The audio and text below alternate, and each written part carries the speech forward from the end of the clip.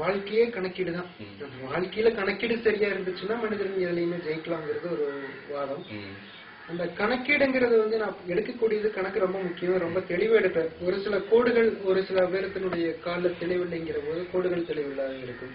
அதுக்கு ஒரு time 4 time வேற இந்த கால வலது கால இடது கால மாத்தி எடுப்பேன். அந்த மாதிரி ஒரு மனிதனுடைய கிரகத்தை ஆராயிற போது என்னென்ன பிளஸ் என்னென்ன மைனஸ் பிளஸ் ஆராயிருவேன். அந்த மைனஸ் பிளஸ் ஆராயிருந்து அதுக்கு தீர்வுங்கிறது கொடுக்கறது நெக்ஸ்ட். இப்போ ஒரு அரசியலா இருக்கட்டும், அதுல நாகமுகம் இருந்துச்சு அப்படின்னா இவங்க அரசியல்வாதியை என்னால சொல்ல முடியும். அரசியல ஜெயிக்கிறதுக்கு அதுல நாகமுகம் வலுவா இருந்துச்சுன்னா அந்த முகத்தினுடைய கணக்குப்படி பாத்தீங்கன்னா அவங்க ஜெயிச்சே தீருவாங்க. அதுக்கு அவங்க தேடி வரக்கூடிய காலகட்டங்கள் இது கணிஞ்சு வந்துட்டு இருக்கு. இப்ப நீங்க முயற்சியில் பலமா எடுங்க. இப்ப இந்த பலமா எடுக்கிற போது உங்களுக்கு மேல்மட்டனுடைய செல்வாக்கள் கைவிடும். இந்த செல்வாக்கள் கைவிடுற போது ஆட்டோமேட்டிக்கா உங்களுக்கு பிளஸ் ஆகும் அப்படிங்கறது வலுவா தெரியப்படுத்த முடியும். அதாவது ஒரு விஷயங்களை நம்ம தெரியப்படுத்துறதுங்கிறது சாத்தியங்கிறத தாண்டி நம்ம கண்டுபிடிக்கக்கூடிய சொல்லக்கூடிய விதங்கள் கரெக்டா இருக்குங்க. நான் இதுல எடுத்து அனலைஸ் பண்ற போது இதான் லைஃப் அப்படின்னு சொல்லுவேன். இது எப்படின்னு சொல்லி சிரிப்பாங்க. இது கரெக்ட்னா இல்லைன்னா இல்லைன்னு சொல்லுங்க, ஆமான்னு சொல்லுங்க. அப்படி அதுதான் பேசுவேன் நான் பேசுற விஷயமே. ஆமா இது கரெக்ட் தான் சாமி அப்படிம்பாங்க. அது சொல்ற போது நம்ம சொல்லக்கூடிய விதங்கள் கரெக்டா வருது. அப்ப விதங்கள் கரெக்டா வரும்போது நம்ம கண்டுபிடிக்கிறது உண்மையா இருக்கு. அந்த கண்டுபிடிச்சு இன்றைய காலகட்டம் நீங்க தொழில இருக்கலாம், அரசியல் இருக்கலாம், சினிமாவில் இருக்கலாம், எதுல வேலை இருக்கலாம், அல்லது வேலைக்கு போயிட்டு இருக்கலாம், ஜாப்ல இருக்கலாம். ஒவ்வொரு மனிதர்களுக்கும் ஒவ்வொரு ட்ராக், ஒவ்வொரு வழி. அந்த வழியில அவங்கவுங்க முன்னேறணும்னு எல்லாமே துடிச்சிட்டு இருக்காங்க. அந்த துடிக்கக்கூடிய காலகட்டங்கள் இடையில வரக்கூடிய பின்னவர்கள் இல்லாம நம்ம அனலைஸ் பண்ணி கரெக்டா ஆராய்ச்சி பண்ற போது அவங்களுடைய நிலைப்படி பாத்தீங்கன்னா கரெக்டா நான் சொல்ல முடியும். அது அரசியலா இருக்கட்டும், சினிமாவா இருக்கட்டும், அரசியல் மட்டும் கிடையாது. அரசியல் இன்னைக்கு எத்தனையோ பேருக்கு சொல்லலாம். அன்னைக்கு பேர் சொல்ல முடியும், உங்களுக்கே தெரியும் நினைக்கிறேன். எத்தனையோ மனிதர்கள் வந்து போயிட்டு இருக்காங்க, எத்தனையோ பத்திரிகை எழுதிட்டு இருக்காங்க. அதே மாதிரி குலதெய்வ வழிபாடுன்னு ஒண்ணு நாங்க கேள்விப்பட்டிருக்கோம். ஆனா ஒரு மனிதனுக்கும் இண்டிவிஜுவலா பாத்தீங்கன்னா உடற்கூறு தெய்வம் அப்படின்னு ஒண்ணு இருக்கு அப்படின்னு நீங்க சொல்றீங்க. அந்த தெய்வத்தை பத்தி கொஞ்சம். அதாவது நான் ஒரு மனிதரை பிரிக்கிறதே பாத்தீங்கன்னா 3 விதமா பிரிக்கிறேன். ஒண்ணு, அதாவது ஒரு மனிதனுக்கு பாத்தீங்கன்னா 30-60ன்னு சொல்லுவாங்க. நான் பிரிக்கிறது 3. எப்படின்னா 20, 40, 60. அதாவது 20 வயது வரைக்கும் அவன் அரியா வயதுலதான் இருப்பான். 20 to 40 வயது வரைக்கும் அவனுடைய பொறுப்புகள் எல்லாமே வந்துடும். 40 to 60 லைஃப் செட்டில்டுன்னு சொல்லுவாங்க. அந்த மாதிரி நான் இஷ்ட தெய்வங்கிறது மனசுல விரும்பி கும்பிடுறது. குல தெய்வங்கிறது வம்சத்துல வரக்கூடியது குல தெய்வம்.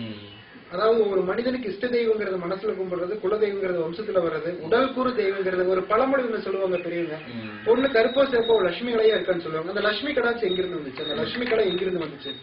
அந்த லட்சுமி கலைங்கிறது ஒரு மனிதனுக்கு ரொம்ப முக்கியம். அந்த லட்சுமி கலை மாதிரி ஒரு முகத்துக்கும் ஒரு கலைக்கும் அவனுடைய உடலுக்கும் தகுந்த தெய்வங்கள் என்னங்கிறது.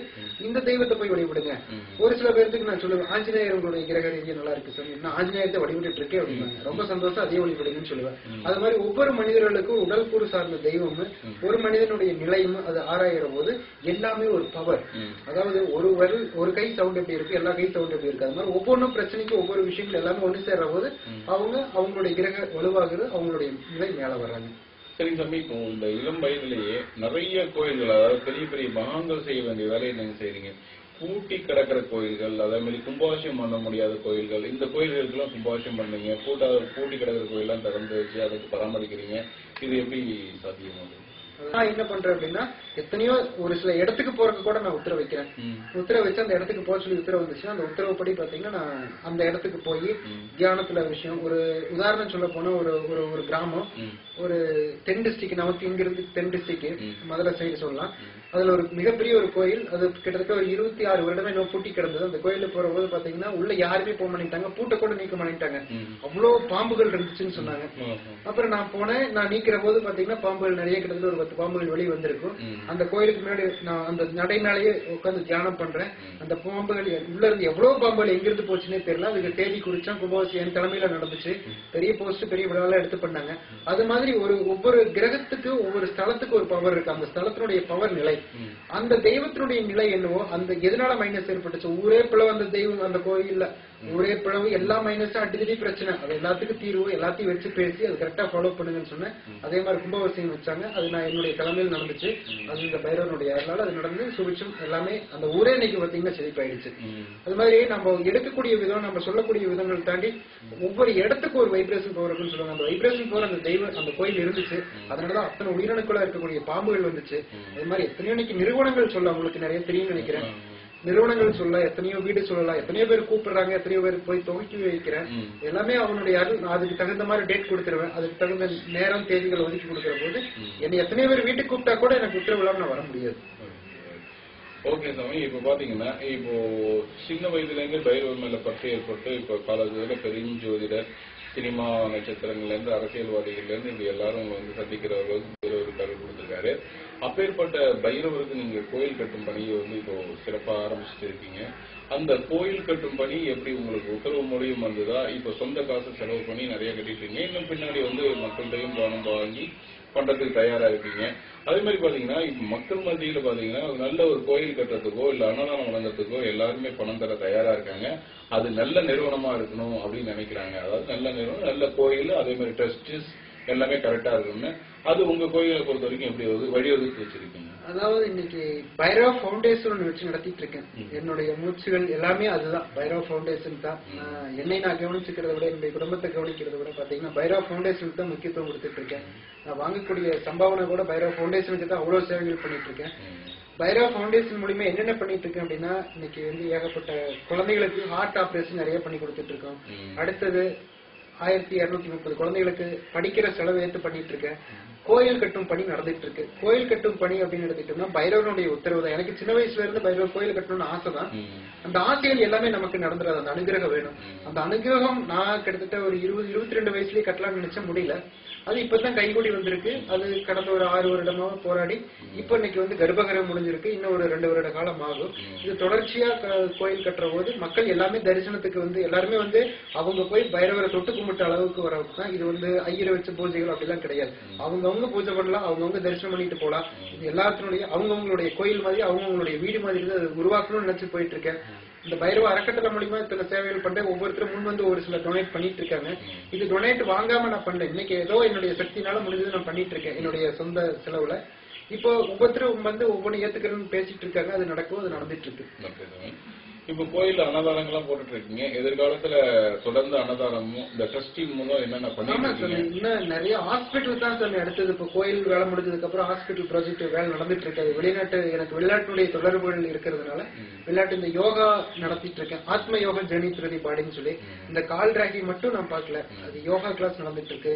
கால் ராகில மனிதனுக்கு நேருக்கு நேர் சந்திச்சா அவங்களுக்கு தீர்வு. யோகாங்கிறது வந்து ஒரு 100 பேர் 1000 பேர் 5000 பேருக்கு பொதுவான ஒரு இடத்துல வச்சு நான் எடுத்துட்டு இருக்கேன். இந்த மாதிரி யோகா, தியானம், ரேக பாக்குறது, அது மட்டும் இல்லாம இன்னும் பாத்தீங்கன்னா சேவைகள் ட்ரஸ்ட் அப்படிங்கிறது ஹாஸ்பிட்டல் ஒரு பெரிய லெவல்ல பிளான் பண்ணிட்டு இருக்கு. அதுக்கு வேலைகள் நடந்துட்டு இருக்கு. இது மாதிரி பல சேவைகள் நடந்துட்டு இருக்கு. போர் ஓட்டி கொடுக்கறது கிராமங்களுக்கு, அந்த மாதிரி பைரவ ஃபவுண்டேஷன் விரிவாகணும். அதுக்கு இந்த எங்கிட்ட வந்து சந்திக்கக்கூடிய மக்கள் மேன்மை அடைகிறாங்க. அவங்க வந்து கொடுக்கக்கூடிய பைசா காசுகள் ஒரு சிலது நடந்துட்டு இருக்கு. அதனால பள்ளி குழந்தைகளுக்கு பாத்தீங்கன்னா படிப்புல வந்து சில நேரங்கள்ல பாத்தீங்கன்னா நல்லா படிச்சுட்டு இருக்கு 5வது வரைக்கும். 5வதுக்கு மேல போச்சுன்னா அந்த குழந்தைகளுடைய கல்வியை வந்து குறைஞ்சிட்டே வரும். அப்படிப்பட்ட குழந்தைகளோட தாய் தகப்பன் உங்களை வந்து சந்திச்சா நீங்க அதாவது ஒவ்வொரு மனிதர்களுக்கு வாக்குஸ்தானம் ரொம்ப முக்கியம். அந்த வாக்குஸ்தானங்கிறது முக்கியம் இல்லை அப்படின்னாவே அவங்களுக்கு எதுவுமே சரியா வராது. அது நானா இருக்கட்டும், எல்லாருமே இருக்கட்டும், நாக்கு சுத்தமா இருக்கணும்னு சொல்லுவாங்க. அது மாதிரி ஒரு மனிதன், அதாவது ஒரு குழந்தை நல்லா படிச்சுட்டு இருக்கு, அந்த குழந்தை படிப்பு ஸ்தானம் குறையுது அப்படின்னா ஏன் குறையுங்கிறது ஃபர்ஸ்ட் பார்க்கணும். கிரக ரீதி ஏதாவது மைனஸ் இருக்கா? நான் என்னடா எல்லாத்துக்கும் கிரகம் சொல்றேன். கிரகம் தான் வாழ்க்கையே. அந்த கிரக வாழ்க்கை இல்லை அப்படின்னா எந்த ஒரு மனுஷனும் மேல வர முடியாது. அந்த கிரகம் அதாவது 5 வயசு வரைக்கும் 10 வயசு வரைக்கும் நல்லா இருக்கு, 10வது வரைக்கும் ஃபர்ஸ்ட் ரேங்க் எடுப்பான், 12வது ஃபெயிலான குழந்தைகள் எத்தனையோ பேர் இருக்காங்க. அவங்களுடைய ஆதிக்கங்கள், அதாவது படிப்பு ஸ்தானம், ஞாபக மறதி, புத்திமதி, அந்த புத்திமதி எது மைனஸா இருக்குங்கிற தகுந்த மாதிரி அதுக்கு தகுந்த அனலைஸ் பண்ணி அதுக்கு தகுந்த வழிபாடுகள் கொடுத்தோம் அப்படின்னா அந்த குழந்தை மறுபடியும் அந்த பிரைட்னஸ்க்கு வந்துடும். அதை நான் கரெக்டா ஆராய்ந்து அந்த கோடுகள், அந்த ரேகினுடைய கோடுகளை வச்சு ஆராய்ந்து இந்த கால் பெருவல் ரேகிங்கிறது ஒரு உலகம். அதாவது வந்து தோண்ட தோண்ட வரும்னு சொல்ற மாதிரி இன்னுமே நான் ஆராய்ச்சி பண்ணிட்டு இருக்கேன்னு கூட சொல்லலாம். இன்னும் கால் ஊனமா பிறக்கக்கூடிய குழந்தைகள் ஏன் பிறக்குது, அந்த மாதிரி விஷயங்கள். அது மாதிரி அந்த ரேகில அவ்வளவு விஷயங்கள் சொல்ல முடியும். அதற்கு தீர்வு கொடுத்துட்டு இருக்கு படிக்கக்கூடிய ஸ்தானத்துக்கு. ஓகே சாமி, இப்ப பாத்தீங்கன்னா இன்னும் ஒரு எதிர்காலத்துல பைரவ ஃபவுண்டேஷன் முடியும். ஏன்னா வீட்டுலால கைவிடப்பட்டவங்க, அதே மாதிரி பாத்தீங்கன்னா மூதாதையர்கள், தாய் தந்தை எல்லாம் நிறைய பேர் குழந்தைங்களால கைவிடப்பட்டாங்க.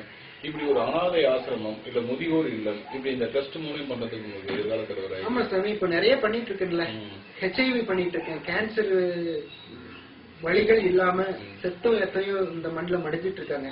அவங்களுக்கு இந்த பைரவர் உத்தரவுனால தீர்வுக்கு என்ன வழி, ட்ரீட்மெண்ட் பண்றவங்க ட்ரீட்மெண்ட் பண்ணிட்டு இருக்கேன். நான் எனக்கு என்ன உத்தரவு கிடைக்குதோ அதுக்கு அவங்களுக்கு ட்ரீட் பண்றதுக்கு சில மூலிகை சம்பந்தப்பட்ட தலைகள் சம்பந்தப்பட்ட உத்தரவு கொடுத்தாங்க, அதை அவங்க சாப்பிட்டு இருக்காங்க, நிறைய சேமமாயிட்டு இருக்கு.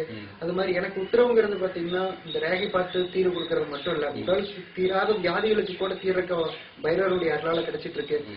அதாவது சொன்ன நம்ப மாட்டாங்க, ஒரு சில பிரச்சனைகள் உடல் ரீதியா ஒரு ஒரு ஒரு ஆண் ஒருத்தர் ஒரு பாத்தீங்கன்னா வயிற்று வலி எங்கேயோ எத்தனையோ பக்கம் போய் பாத்துட்டாரு, வந்து ரேகை கொடுத்து உட்காந்துட்டாரு, உங்களுக்கு எது பிரச்சனை சொல்றேன், இதுக்கு தீர்வுதான் கிடைக்க மாட்டேங்குது சாமி, நான் பார்க்காத டாக்டர்ல எவ்வளவு விஷயங்கள் சொல்லிட்டாரு, சரி நான் உத்தரவு வச்சு பார்த்து சொல்றேன்னு சொன்னா கிட்டத்தட்ட ஒரு வாரம் டைம் எடுத்து அவங்களுக்கு 48 நாள் 100 நாள் அப்படின்னு சொல்லி ஒரு கணக்கு வந்துச்சு. என்ன ஆலாமரத்து கொழுந்து யாராவது நம்புவாங்களா?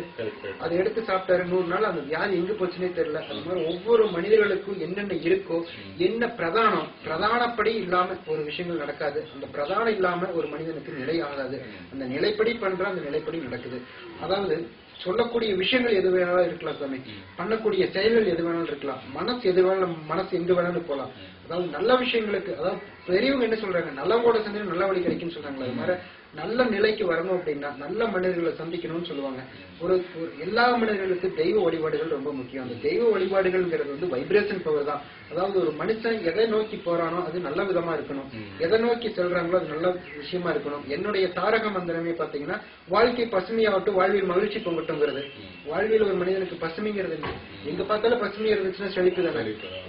வாழ்வில் மகிழ்ச்சி பொங்கட்டுங்கிறது ஒரு மனுஷன் சந்தோஷமா இருந்தா அவன் முகத்துல கலை இருக்கும், அவனுடைய உடல்ல கலை இருக்கும், அவன் தெளிவா இருக்கும், அவன் குடும்பத்துக்கு நிறைய நன்மைகள் இருக்கும். அது மாதிரி இந்த ரேகை பொறுத்த வரைக்கும் நான் ஆராயக்கூடிய நேரங்கள் 1/2 மணி நேரம் 1 மணி நேரம் எடுக்கலாம். தீர்வு கொடுக்கறதுக்கு 1 நாள் எடுக்கலாம், 1 வாரம் எடுத்துக்கலாம், 1 மாசம் எடுத்துக்கலாம்.